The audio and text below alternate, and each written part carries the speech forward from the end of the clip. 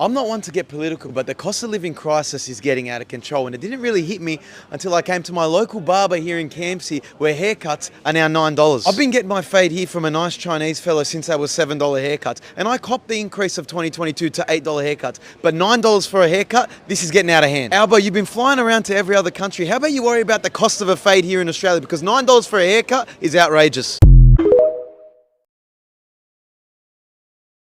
Sugar, flour, bread, those are basic food. Eggs, you can't buy eggs.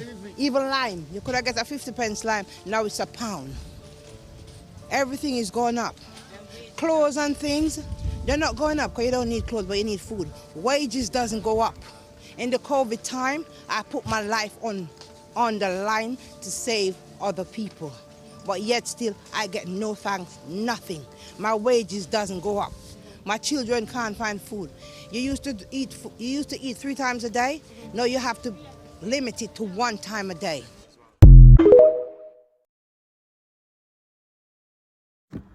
A wee bit of a rant. I just came back from the store where I spent over $40 on toilet paper, eggs, milk, English muffins, and I did get a chocolate bar. That's psychotic to me. So I did spend $13 on toilet paper because I could get 60 rolls, or for $8 I could get like the equivalent of 12 rolls or 16 rolls. Like, what is happening here? How do they expect people to live at all?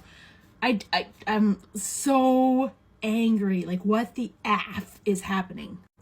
Also, minimum wage here is like under $15. So that is what, 4 hours for someone to work to like make an egg McMuffin and wipe their bum? Like, that's what? My math was messed up. I guess 3 hours. I was just so angry. I can't do math when I'm fuming, apparently. Sorry.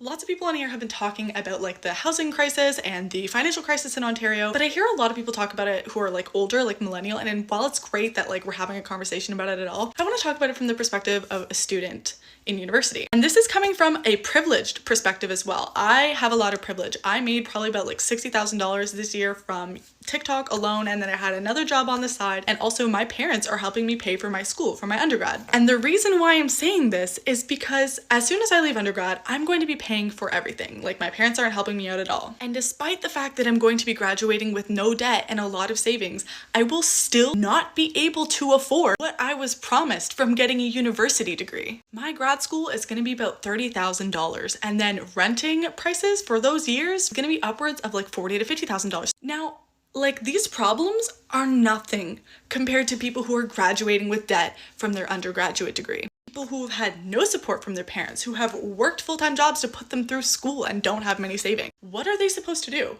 Like, if it's unaffordable for me, what are other people gonna do?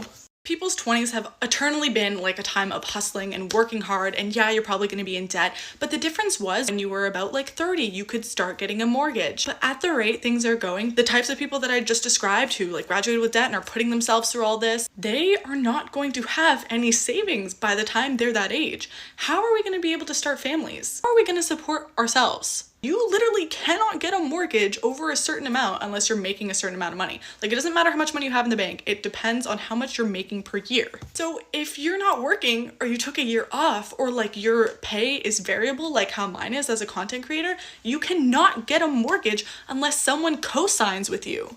And again, that's such a position of privilege to have someone who is like financially stable who will back you on that. And that is just not a reality for so many young Canadians. I don't know. It's just crazy to me that we were told to get degrees, we got degrees, and now we're not going to be able to afford to live.